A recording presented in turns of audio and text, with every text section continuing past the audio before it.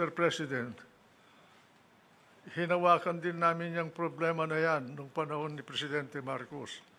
Pero noon ay mas madali ang trabaho namin sapagkat hindi kagaya ngayon, ang China ay hindi pa masyadong malakas noon ang kanyang puwersa.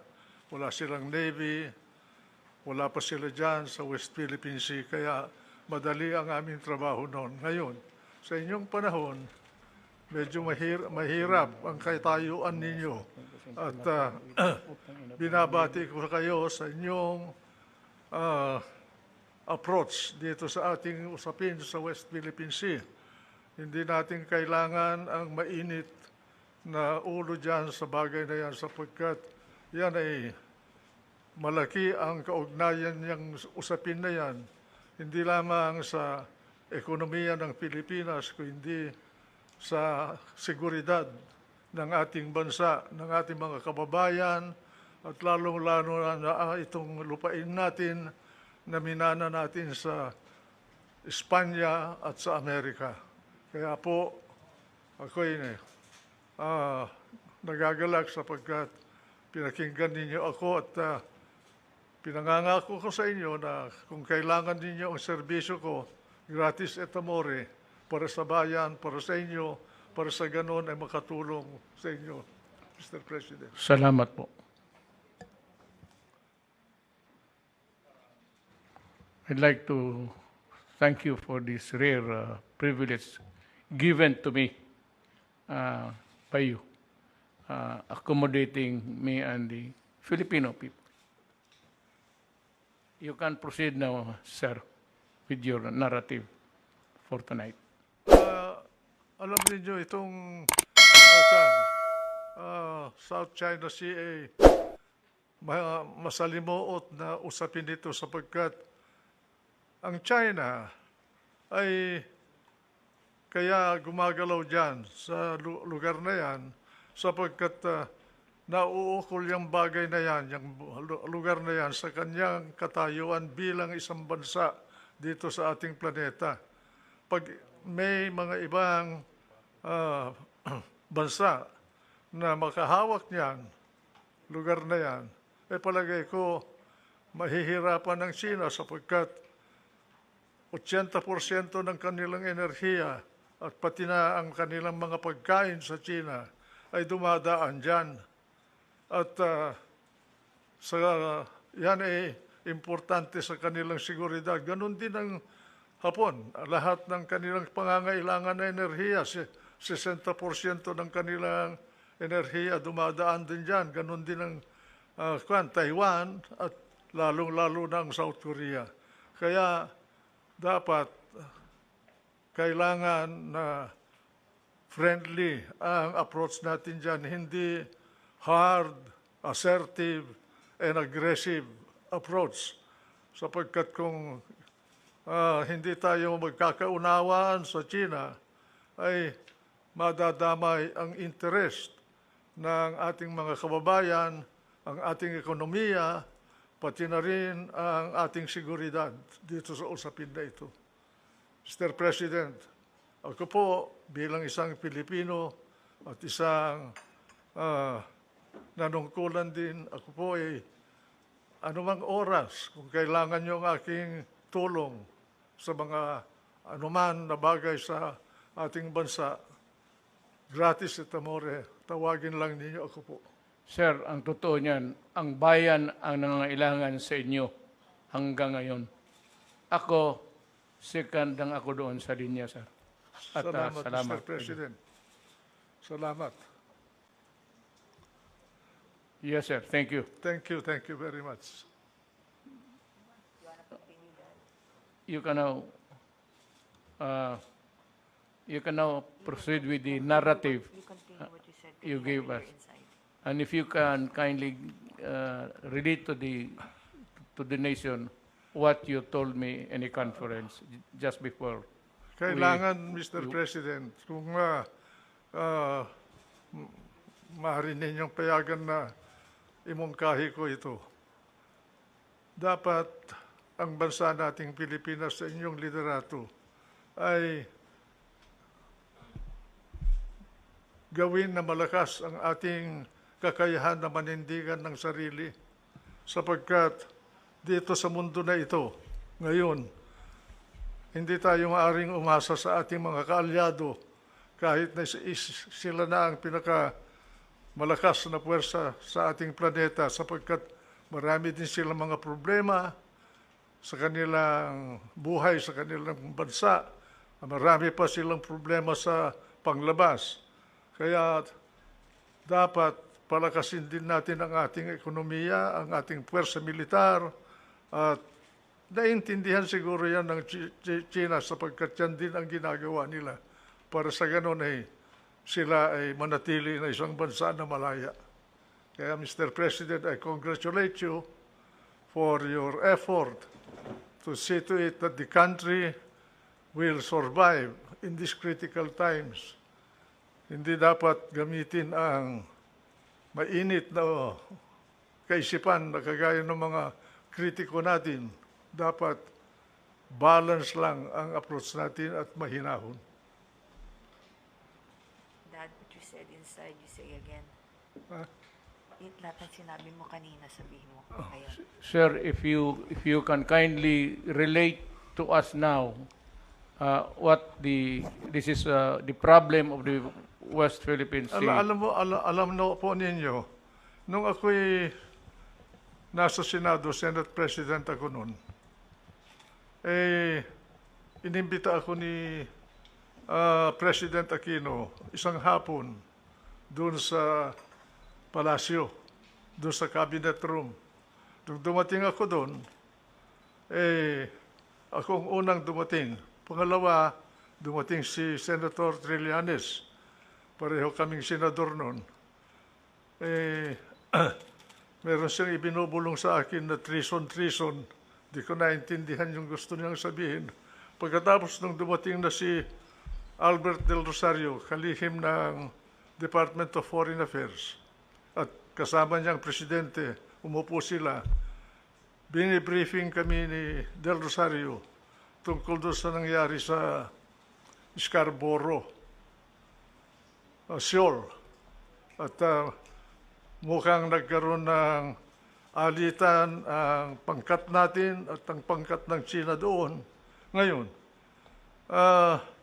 sinabi ni Trillanes na nagpunta siya sa China at kinausap niya yung mga namumuno sa China tungkol doon sa bagay na sa problema na yon. Ako naman, bilang presidente ng Senado noon, tinanong ko sa kanya, anong karapatan mo na nagpunta sa China? Yung ba, kusang loob mo lamang ang nagpunta ron? Sabi niya, hindi. Nagpunta ako doon, may authority ako. Sinong nag-utos sa'yo na pumunta ron? Pagkatapos sumagot si Presidente Aquino, sabi niya, ako ang nag-utos sa kanya.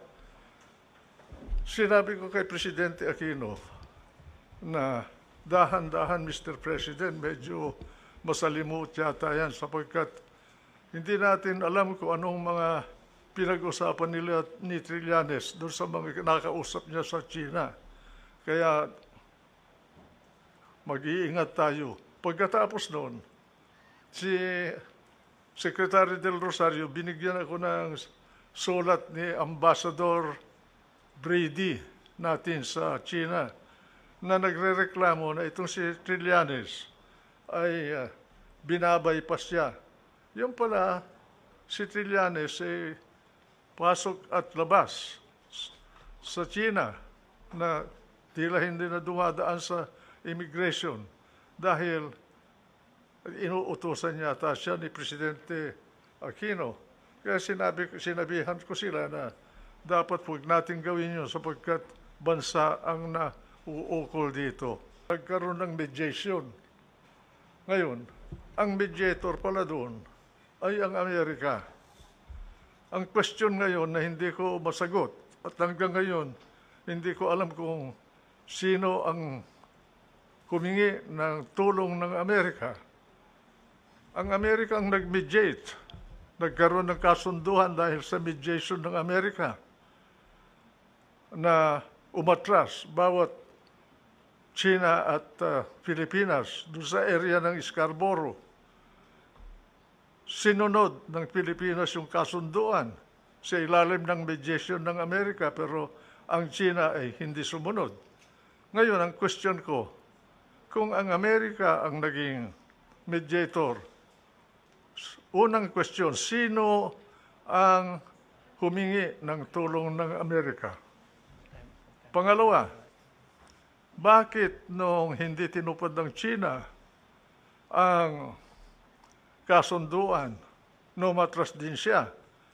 Bakit hindi man lang pinagsabihan ng Amerika ang China na tuparin niya yung kasunduan? Ang impression ko bagay, parang ginamit lang tayo doon sa bagay na yun. Ano man na interest ang nauukol para sa Amerika, hindi ko alam. Pero ganon ang impression ko. Hanggang ngayon, hindi ko masagot kung bakit yung mediator natin ay hindi tayo tinulungan para tumupad naman ang China para doon sa kasunduan na umatras sila. Kaya ngayon, sila ang nakapwesto doon, tayo nawala. Yan po ang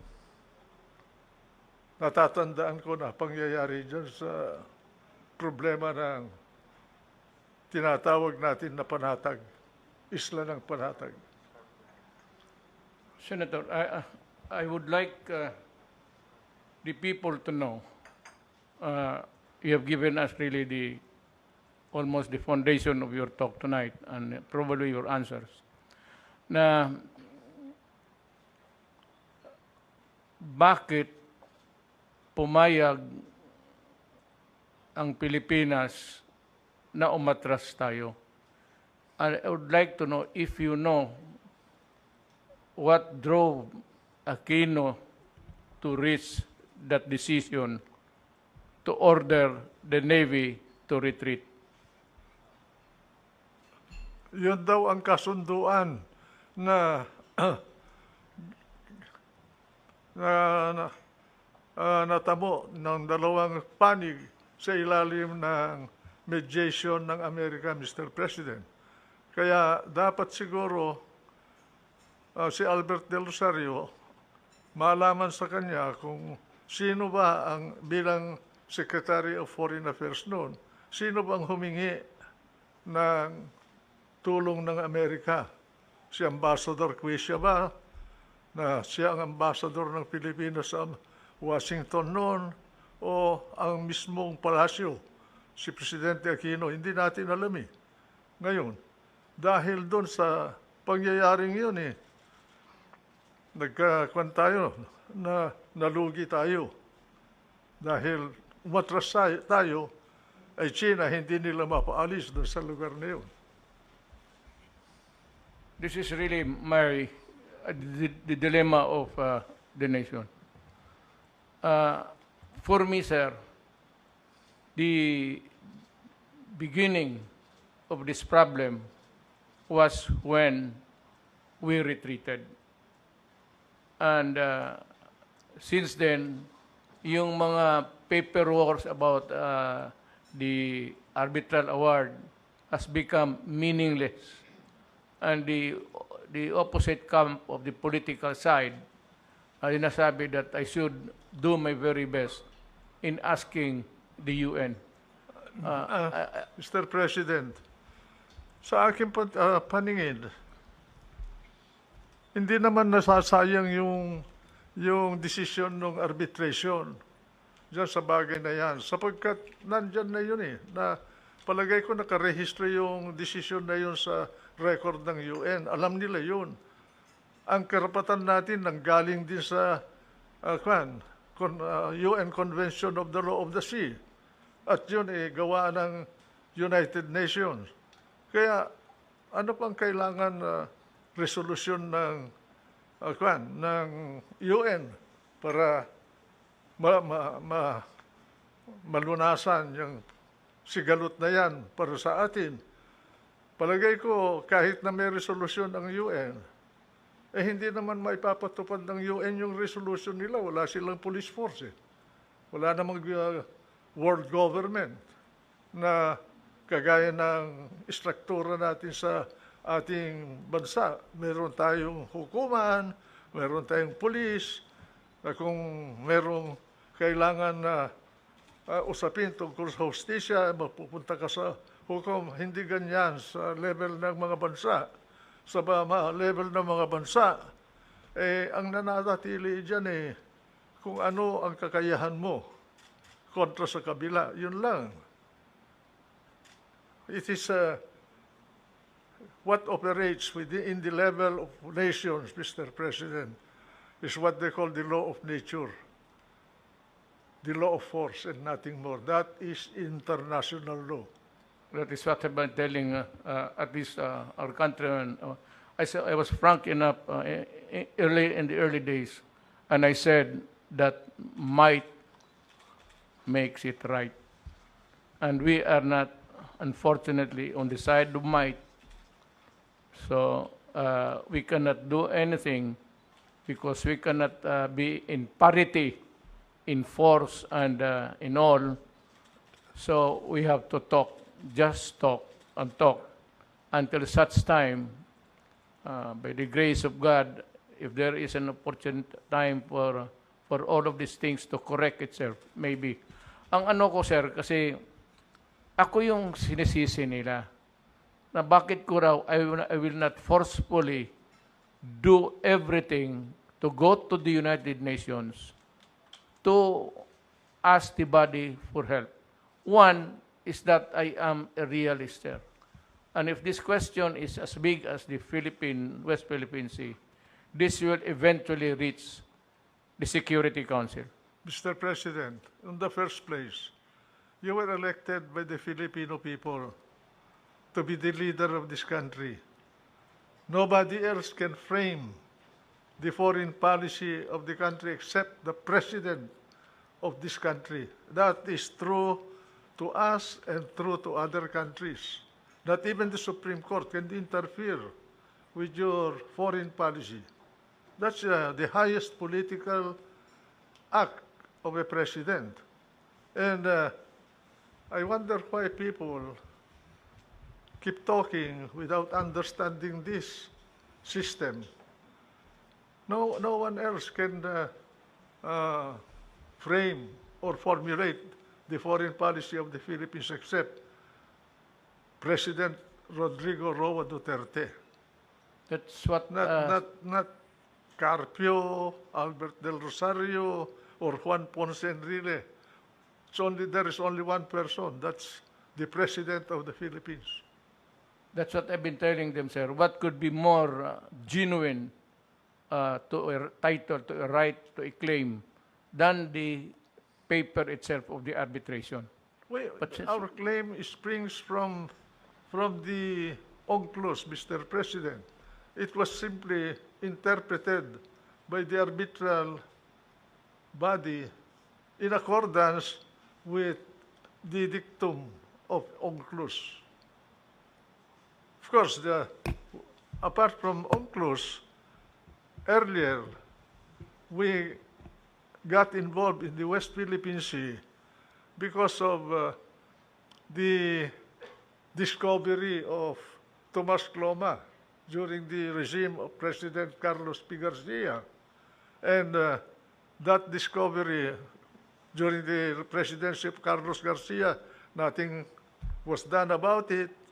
And also during the time of Dadong Macapagal as president of the Philippines, because they were busy about something else in the country. And during the time of President Marcos, Cloma ceded his rights over Freedom Land, that was the name given to that area by Cloma, to the Republic of the Philippines. That was the first source of our claim to the area. Then UNCLOS came, and it was expanded into a greater area because the UNCLOS gave us exclusive economic rights, what we call in civil law, usufructuary right over an area of a body of water, including its bottom and all the fish and wealth that you can discover there, exclusive economic right for our country. But that is on the assumption that we can protect it. And a president of the Philippines, as a person, without a strong Navy and Air Force, cannot enforce that right, no matter what how much you want to enforce it. In the same way, UN can issue a resolution, but they cannot enforce it. Yes, sir. That's right. And I said I was quite a bit askance about their insistence to go back to the United Council, even if it will result into a maybe not a shooting war, but a critical issue of security for the world and for everybody. Eventually, it would reach the Security Council. The Security Council has 5 permanent members. 2 of them are allies, China and Russia. Each one has a veto power. I said, if I started the violence now, I said, UN will intervene, and the Security Council, America, China, Britain, France, and the United States. Mr. President, Wala. you are answerable only to history for your foreign policy. Yes, sir. Only history will judge you. And I think that history will judge you very well. If I were in your place, I would have done the same thing. What else can a president of this country do under our present national circumstance? You can shout, you can beat your breast, you can raise your fist without any backup. That is just noise. Sir, in the early days of my administration, I announced a change of the direction of our foreign policy from being pro-Western to just neutral. Just playing it safe in the meantime because there might be really a trouble brewing. So, nandito lang ako sa gitna. That's the reason why I went to China and I was prudent enough to bring along my cabinet members at the time, early days. Some of them are now here. Yung mga military, sir, General Anyo was then General Chief of Staff. Delphine Lorenzana, Secretary Lorenzana was my dear hindi. Pati maraming Esperon was there, sir. So just to make sure. And pointedly, I said to President Xi Jinping, in front of everybody, 2 panels opposite each other. Sabi ko, Mr. President, there was a long discussion. But I said, Mr. President, I know that we have conflicting claims. But, I have plans of going to the West Philippine Sea to dig my oil. At tapos, sir, ang sagot ni President Xi Jinping, almost in whisper. Parang ganito, sir, magkaharap. Sabi niya, in front of the witnesses that I brought along, just to make sure that I will be correct all the time. Be prudent about it. Sabi ko, magdig ako ng oil. Sabi niya, in whisper, Mr. President, please do not do that. He said, please do not do that. You will just sour up, or, we have a new beginning here, new friendship found. But if you do that, he said in the almost whisper, there will be trouble. So, totoo lang, Mr. President. Ito sinasabi ko hindi dahil ako anti-American. Hindi, ako po hindi anti-American. Sa mga Amerikano, marami akong kaibigan at meron akong apo na Amerikana. Ngayon, iba yung mga American citizens sa kanilang gobyerno Sa kanila, yung gobyerno nila, national interest palagi ang pinagbabatayan nila ng galaw nila sa larangan ng relasyon ng mga bansa. Sa totoo lang, sa karanasan ko bilang Secretary of National Defense, nung panahon ni Presidente Marcos, hindi natin maasahan ang Amerika sa mga ganitong usapin. Nung Secretary of Defense ako po, nung kasagsagan ng Vietnam War ng Amerika, humihingi kami ng delivery ng Amerika ng 2,500 Armalites. 2,500 na Armalites lang po ang kailangan namin doon para labanan namin ang mga nanggugulo sa ating bansa dito sa Luzon at ganoon din sa Mindanao. Sapagkat noon, ang mga baril lang namin ay carbine at garand. At ang aming puwersa noon ay 48,000 lang po ang kabuuan ng sundalo natin. Nandyan na ang PC, nandyan na ang Air Force, nandyan na ang Army, nandyan na ang Navy, nandyan na ang Coast Guard. Ngayon, pumunta kami ni Presidente Marcos doon sa Clark Field. Isang araw, tanghali yun. Dahil dumating yung si Admiral Gaylord ng 7th Fleet na nakabase sa Hawaii. At hinihingi namin ang delivery ng 2,500 na Armalite para sa militar natin. Ay sabi niya sa akin na hindi low priority kayo sapagkat kailangan namin ng baril sa Vietnam. Sabi namin, meron kaming problema dito, kailangan namin ang ipinangako ninyo. Sa madalit salita po, hindi kami nakakuha.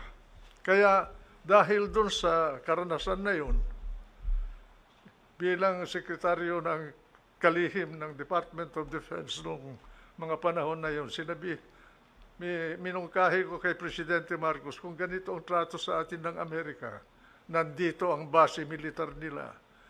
May kasunduan tayo under the Mutual Defense Treaty. Hindi tayo matulungan sa 2,500 Armalite. Mabuti pa, bumili na rin tayo ng baril natin, pagbayarin natin sila ng renta sa base militar nila at yung renta nila ang pamili natin. Wala tayong aasa na ibibigyan nila sa atin. At dahil doon, ang ginawa ko, para magkaroon tayo ng baril, kinausap ko si Dr. Goh Keng Swee ng Singapore. He was my counterpart. He was the Minister of Defense Minister of Singapore. Meron silang Colt factory doon. Noong araw, humingi ako ng baril sa kanya. Nakakuha kami ng mga old model ng Colt. Wala pa yung kagaya ng mga Armalite ngayon. Noon merong binobomba para kung nag-stoppage yung mga baril. We were able to get 10,000 pieces of long arms from Singapore. And I got the ammunition from Taiwan. Kaibigan ko si General Wego, kapatid ni Chiang Ching-ko. He was the head of the arsenal of Taiwan, and I was able to get the bullets from him. Kaya ang kapalit naman noon na binigay namin sa Singapore na pabor, nag-istasyon sila ng isang squadron ng kanilang Air Force dito sa Clark natin at for training purposes. Kaya naagapan namin ang seguridad ng bansa dito sa Luzon at sa Mindanao noong mga panahon na yun. Kaya kung aasa tayo sa tulong ng Amerika, lalo na ngayon, magulo sila sa Amerika at marami silang problema. Nandiyan ang problema sa Gaza at Israel at Palestine ngayon. At ganoon din, umaalma ang Russia. Palagay ko, kahit napupunta tayo sa UN, mag-i-issue ng resolusyon ang UN aasahan ng UN na magpapairal nun Amerika din o yung may mga kakayahan. At palagay ko, sa panahon na ito, walang bansa na pwedeng makaya ang China. Kaya tama yung posture ninyo na kausapin ang China dito sa bagay na ito. Huwag gagamitin ng emosyon at init ng ulo. Yes, sir. I would like to explain to the nation that sometimes I must admit that I am harsh with my words. That is my nature and I cannot change it at this time. Gusto nilang ipasa sa akin yung to attribute to me, against me, yung pagkakamali nila. Siguro kailangan malaman natin kung saan ba nanggaling yung koneksyon ni Trillanes sa Beijing. Paano siya nagkaroon ng koneksyon doon? Mismo ako. Naging guest ako ng Beijing. Wala akong koneksyon na kagaya ni Trillanes. Paano siya nagkaroon ng koneksyon na gano'n na pwede niyang lapitan ang mga pinuno ng China nung panahon na yun? Pati Presidente Aquino, palagay ko, wala siyang ganong koneksyon. Bakit si Trillanes ay nagkaroon ng koneksyon na gano'n? Yun ang isang misteryo na hanggang ngayon dapat malaman kung anong kasagutan. I do not demean or belittle our armed forces. Ang akin lang, sir, it is really a wonder to me why, of course, it's only President Aquino who can answer it, why he chose a military man to do the back channeling. And the problem is it was so secretive, almost a sub rosa type of negotiation that was kept secret. You can name the people, we can insist on knowing the people, pero yung tataguan mo, sir, yung anong developments doon. And this is really my $64 question to everybody. The mystery, Mr. President, to me was why Trillanes and not someone else? From the Why? foreign service. Why Trillanes? Of the senators who were incumbent at the time, why was Trillanes selected as the negotiator for Aquino? And where did Trillanes get the influence over some authorities in Beijing in those days? Yes, sir. I understand That is the puzzle to me. he traveled to China 16 times, and during his last visit, the 16th visit, shortly, sir, but 2 days after, we lost the Scarborough Shoal. Maybe he should explain to the nation how he got that kind of an influence to be able to reach out to the higher-ups in China. Not just anybody can talk to any member of the Politburo of China. He must have been a very influential person in China to be able to do his work as he did. And how did he acquire that influence? That is a mystery to me, Mr. President. So with me, sir, I would say, so dapat one of these days, maybe the Filipino people should demand the truth.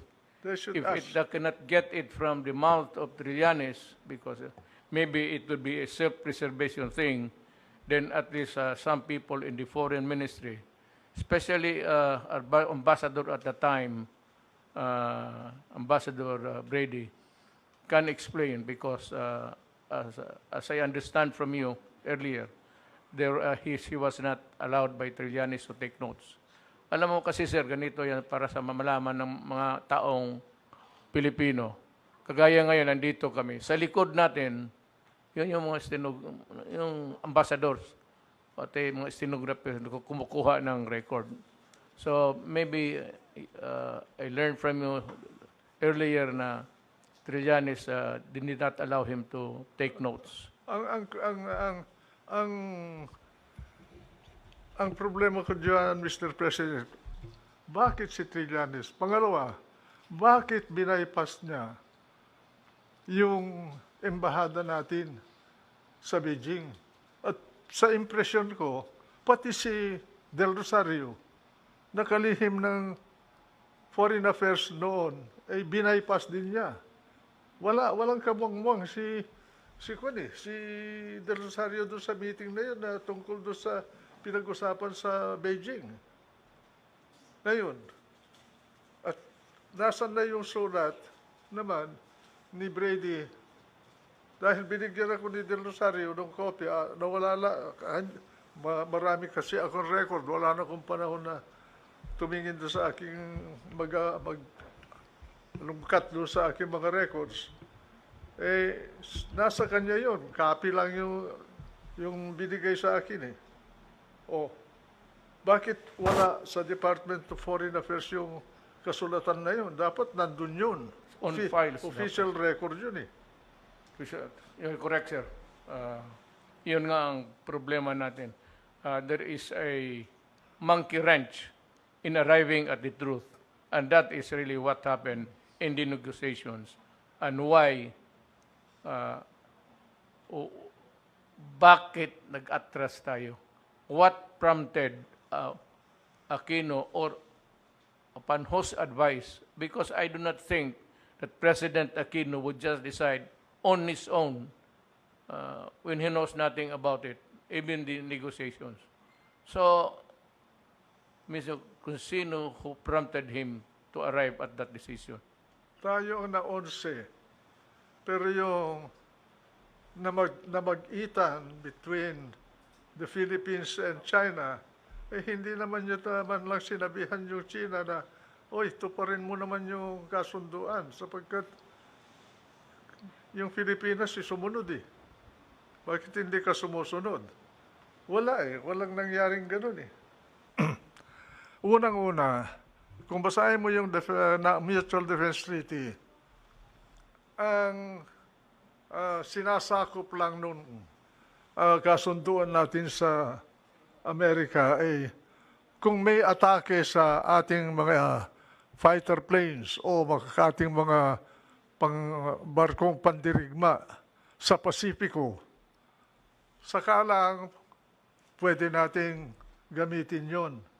Pero ang sinabi ng Amerika sa amin nung pinag-uusapan namin yung amendment ng Military Bases Agreement, revision ng Military Bases Agreement. Si Kissinger mismo ang kinausap ko. At saka si Rumsfeld, who was my counterpart. And later on, Armitage also, when he was here to negotiate for the extension of the military bases. Nasabi nila, yung West Philippine Sea or South China Sea is not a part of the treaty area of the Mutual Defense Treaty. Kung may mangyari sa West Philippine Sea between China and the Philippines, eh, hindi natin magagamit yung Mutual Defense Treaty. Although, pagkausap mo ang mga opisyalis ng Amerika, sasabihin, we will help you, we will protect you, we will come to your rescue. But when the nitty-gritty is there, hindi natin maasahan yan. Kaya, dapat, kausapin natin ng Amerika kung gusto nilang baguhin yung Mutual Defense Treaty. So, para kagaya ng NATO, automatic action ang gagawin nila kung talaga na pagkaroon tayo ng problema sa mga ibang bansa dito sa ating kapaligiran. Palagay ko, hindi sila papayag niyan.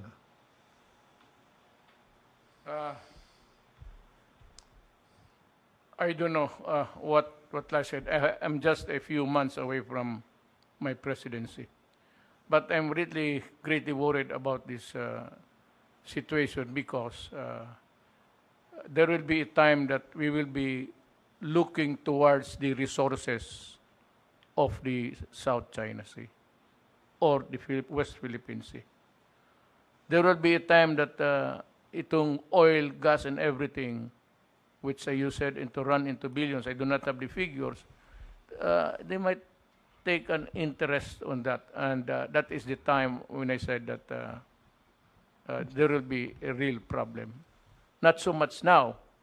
I might maybe keep silent about it. Alam mo, Mr. President, ang pinag-uusapan natin talaga dyan, at ang bottom line nito ay kayamanan. Ang kayamanan na nandyan sa West Philippine Sea na yan, according to the best estimate, or rather, the proven reserves of oil and natural gas sa West Philippine Sea is 7 billion barrels of crude and 900 trillion cubic feet of natural gas. That's a very big quantity. That is already proven. It's there. Ang estimate ng China, kaya ganyan ang galaw ng China dyan, ay there is a potential of 130 billion barrels of oil in the West Philippine Sea. So with that amount or volume of wealth to be harvested, I doubt whether China will easily bow to anybody without asserting its rights over the area. Apart from the fact that to China, West Philippine Sea is a very strategic route. If that area is closed or controlled by America, Japan, or any other country, China in 2 months will wither away as a nation. They will have famine, riots, they will have no economy because 80% of their energy passes through the Strait of Malacca, through the West Philippine Sea or South China Sea to China. Or even Japan will suffer also if that is controlled by someone else. That's why China is very careful not to antagonize Japan because Japan has the capability. It's the number 2 naval power on this planet at the moment, second to America. And they have nuclear capability. Because the moment China controls the South China Sea, they can isolate South Korea and Taiwan and Japan. So it's a very delicate balancing effort in this area.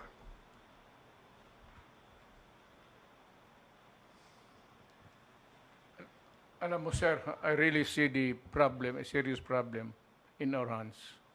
And it's quite comforting to me na malaman ko na ano ang totoo from your mouth. Because sabi ko, to me, you're the most authoritative Senate President ka noon.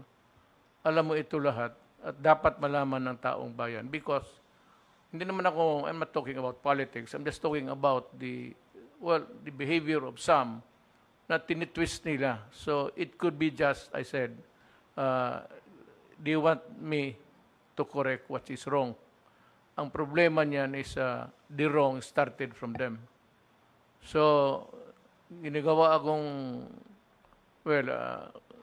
sabi ni Quisa, niloko tayo. Kasi loko-loko ka. Bakit nagpaloko kayo? I hope that we would be able to weather any trouble with China now and in the future for as long as it is very dangerous for us to go into a kind of... From where I sit, Mr. President, I think you will be able to handle it well in the manner you are doing it now. Because what do well, we lose more if we antagonize China. We have no choice except to negotiate with China. If assuming that there's no dispute about our right to right over exclusive economic exploitation of our West Philippine Sea asset, still we need foreign money to make it a source of wealth for the country. Now, our choice at that point will be either go to Europe and get technology and capital to explore and exploit the energy resources of our economic zone in West Philippine Sea, or deal directly with China. China is one of the best energy explorer now on the planet. In fact, I read some books which says that China now in engineering almost surpassed MIT in the quality of their graduates. Massachusetts Institute of They are Technology. very advanced already. So I think that as far as I'm concerned, we will not gain anything by antagonizing China. I'm not pro-China. I do not have any interest in China. But as a Filipino, I will take this position to protect my countrymen, to protect our core territory, to protect our economy. Maybe we can get better by talking with China instead of being aggressive. I do not know if it was made clear to us at that time, but in one of my many visits to China, there was a talk, but it was not really translated into a concrete agreement, that maybe China and the Philippines can exploit the resources in the seabeds together. This was not clear to me at the time. It might be into the present agreements now below, but as an agreement between heads of state, there was no guarantee. It's the companies down below. But when it comes to a matter of the interest of a country, you can always disregard everything down, and you have to protect yours first. Mr. President, China is involved in energy development and production in Africa, in many parts of Africa. I think they're in that former colony of Portugal there. Ghana? No. That's in the western side of Africa. And then they're also in Nigeria. They have plenty of interest in Africa. Why can't we not deal with them, with China? We are in this region. Realistically, we cannot ignore China. We have to deal with China. Instead of making China as a foe or irritate China, why don't we befriend China without surrendering our rights? We befriend China because we are Orientals. We understand each other. Eh, yung malampayo lang, hindi natin alam kung totoo yung mga ginagawa na kasosyo natin dun eh. Eh, that's yun. Well, maybe I will just ignore my critics. That's the best thing, Mr. President. So to Pabayaan mo na lang sila derail na me magkano- derail me from my official duties, and I will just say that well, after talking to Senator Enrile, you guys have become irrelevant to me. After all, Mr. President, you're only responsible to the Filipino people. Correct, sir. Yes, sir. And you're not responsible to any specific person for your foreign policy. Yes, sir. Yours is to protect the interest of the nation and its people in the best way you can. Sir, you know, it's noteworthy to say that alam mo, they used to drive fishermen away from fisher folks along the coastal ranges of the Philippines. Nung nagtapos kami, sir, na nag-usap, in mga visits ko sa China, they allowed fishing. So they were allowed to enter, except in some prohibited areas, especially the lagoon there, in the middle of the sea. Hinahayaan na lang muna inaanan nila tayo. They never did anything that was provocative or anything punitive against our fisherfolk, our fishermen. I don't know now, because maybe the line is becoming clear that we are more, not really forceful, but a little bit stronger now in our dealings with them.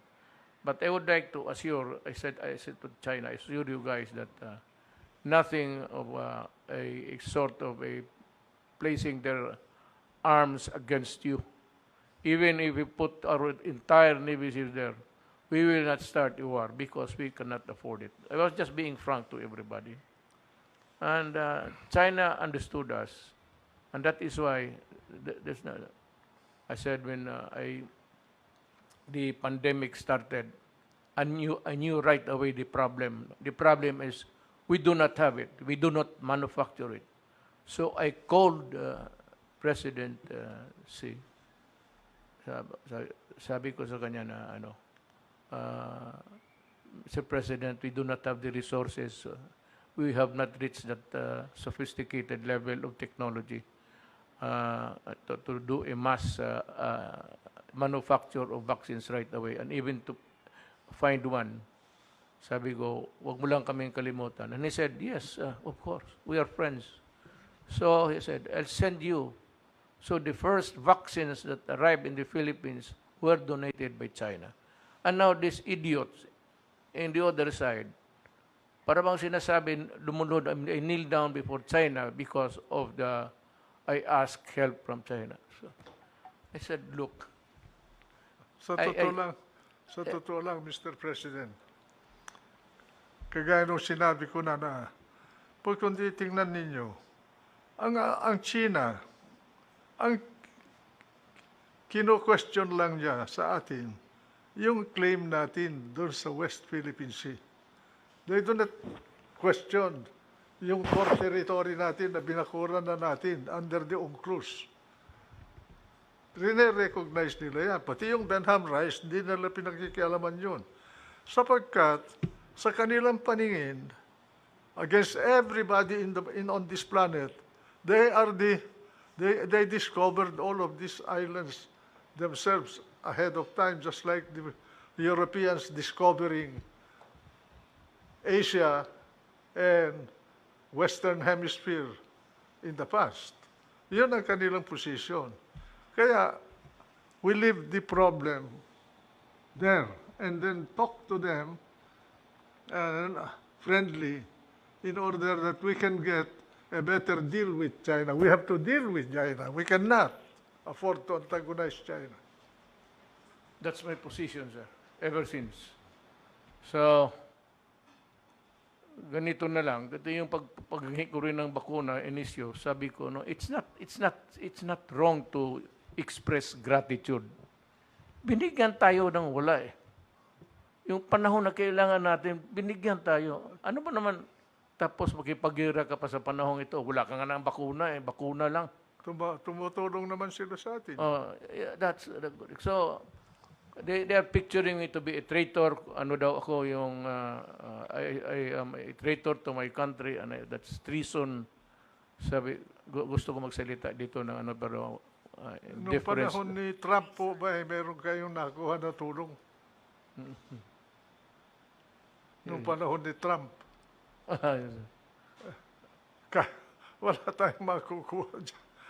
Kami nga 20 years po ako sa gobyerno ni Presidente Marcos. Panay second hand ang binibigay sa atin yung mga bulok nila mga barko.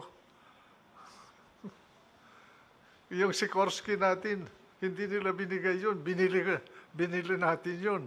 Pera ng Pilipino yun. Hindi nang galing sa bulsa ng Amerika. Let you in sa pangyayari, sir, sa presidency ko vis-a-vis with America.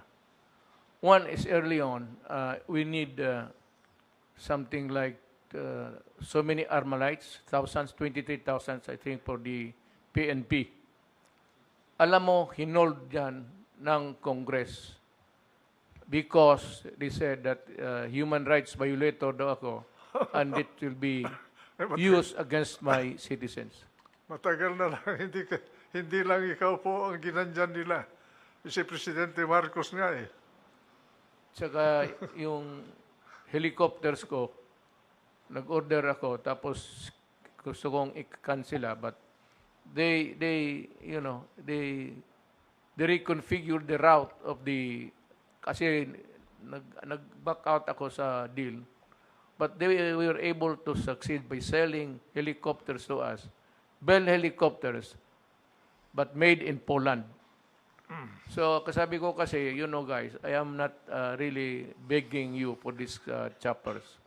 If you cannot give it to us without strings attached, without any criticism, I'll buy. Pero kung iba, sabi ko, I'll go to Russia and buy. So, yan ang sinabi ko sa kanila. And they softened. At eventually, pinadala nila yung... yan ang problema sa... one thing, the problem with America is human rights kaagad. The lobby is so strong that, the State Department, the lobby, the State Department is inhabited by a cross-section of different race. So there's a conundrum of, the discussions there. One high, maybe high-level official who comes from a Filipino stock would lobby for his country, and then the other one. So, hindi talaga natin maintindihan itong State Department. That's why I said, I would like to stay away from you. Nung panahon namin po, nung panahon ni Presidente Marcos, I requested for a squadron of F-16s. Ayaw nila po magbigay. Basta sabi nila, tama na yung mga F-5s ninyo. Pati helicopters, yung mga luma na helicopter nila ang binibigay sa atin. Nagbabagsakan, sir. Nagpunta ako sa Connecticut, doon sa pabrika ng Sikorsky. At bumili kami ng Sikorsky, pera ng Pilipinas. Hindi galing sa Amerika yun. Kaya pinagbayad natin. Nung araw, hindi nagbabayad ng renta ang Amerika sa base militar nila. Libre. Wala silang binabayaran. Kaya dahil dun sa karanasan namin, pinagbayad namin sila ng renta. At saka, nung presidente na si Cory, at matatapos ng termino ng military bases, pumunta dito si Armitage. Trinabaho niya yung extension. Kinausap ako ni Armitage kung pwede na tulungan ko sila. Sabi ko, hindi pwede, Richard. Ako, ang kaisa-isang opposition senator ni Cory. 23 ang senador niya. Bakit hindi niya maipasa yung extension? I have to take an opposition position. I will vote against the extension. Nung primero kami na dalawa ni Bobby Tanyada against extension.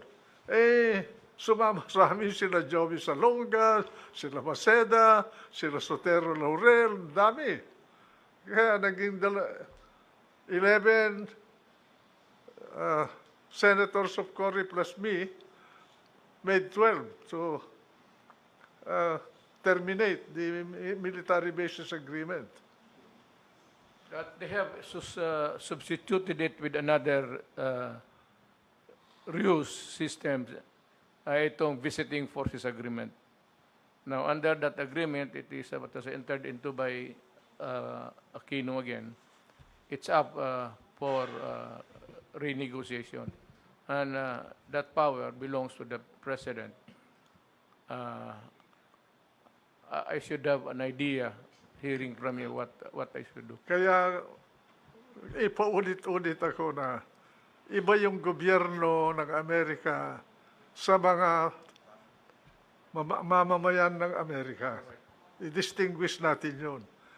If you are dealing with the government of America, you are dealing with a bureaucracy that talks about nothing else but their core values and their national interest. Kaya human rights, democracy, I agree. Freedom, all that. But sasabihin sa iyo, they are charitable to us.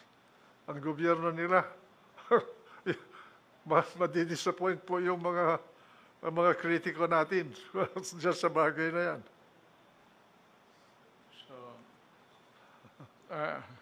this may order now to the cabinet and to all and sundry, yung talking for the government to refrain discussing itong West Philippine Sea with anybody. If we have to talk, we talk, and tayo-tayo lang, and there is one spokesman, si Secretary Harry will do it. Now you get the picture.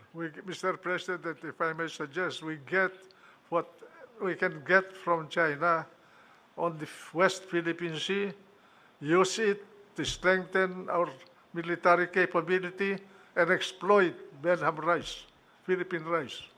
Yes, sir.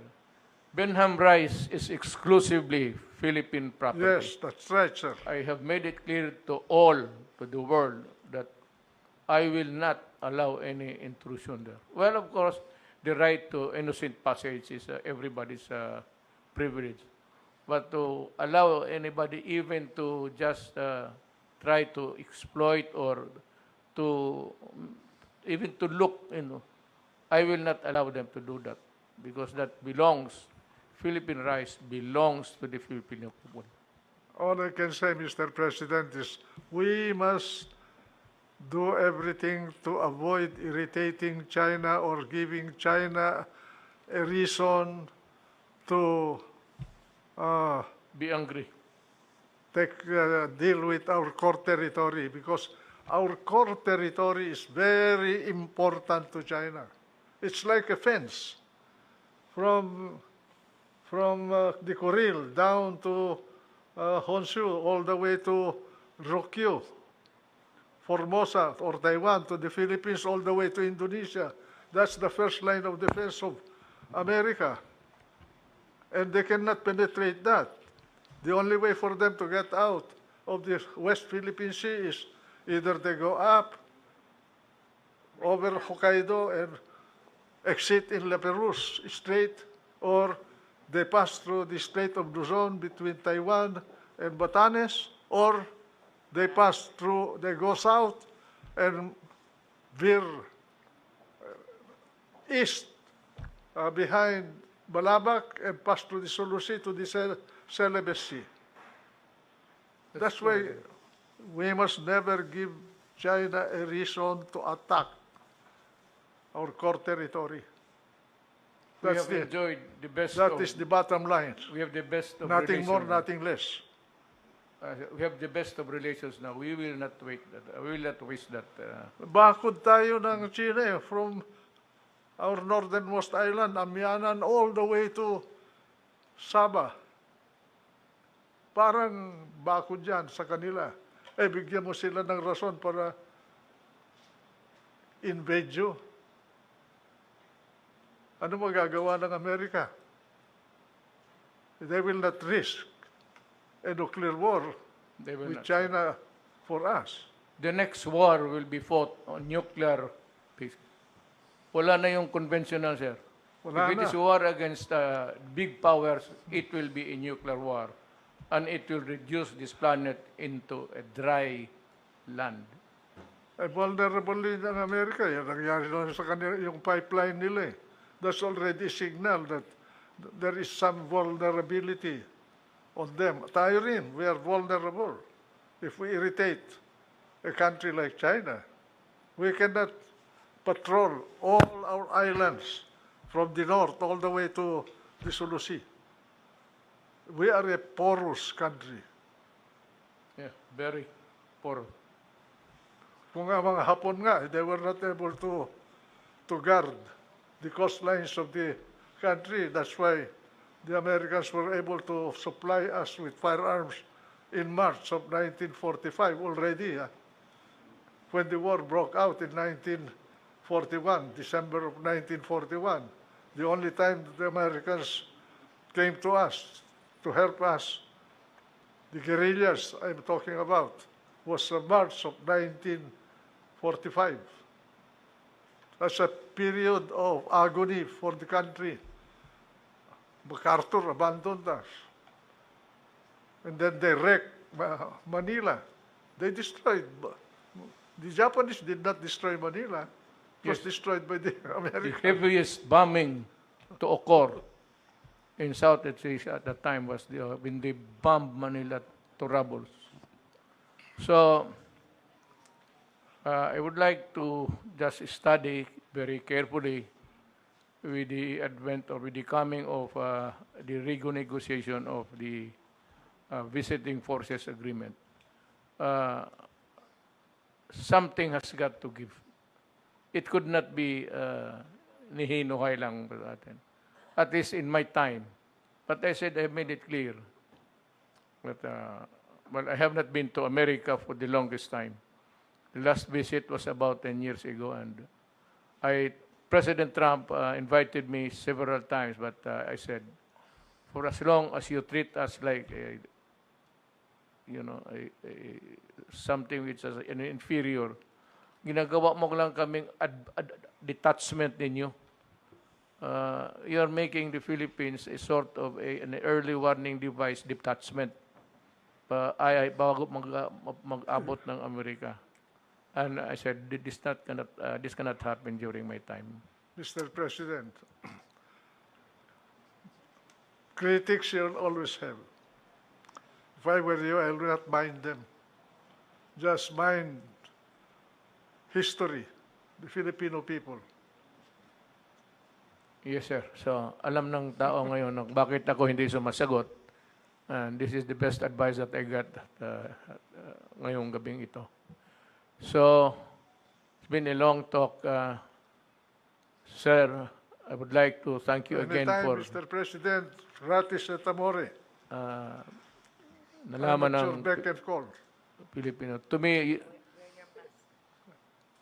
you're the only one that matters.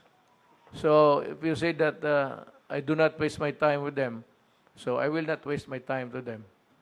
And this will be the beginning tonight, rather. Hindi na ako mag beginning tonight, Huwag hindi mo na nang ako sagutin, Mr. President. They will enjoy that if they are being answered by a President. Okay. I said, everything is clear to us. Mga kababayan ko, I do not talk fluent Tagalog, but everybody understands the Tagalog dialect. At least narinig na ninyo sa ating one of the best minds of our generations sa bunganga niya what is really the score between the salting of China and the Philippines, and how we are navigating peacefully to avoid trouble with China. It is not to our advantage, as the senator has said, that we go out and quarrel with China. Ako wala rin ako nakita. So, the senator is one with me. I am happy that I said one of the best minds of ating generation has agreed with me. Maraming salamat po. sa inyong lahat.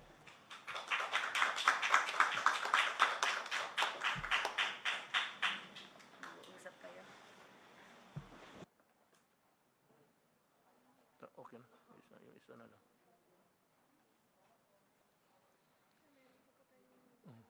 Ibang episode na yan.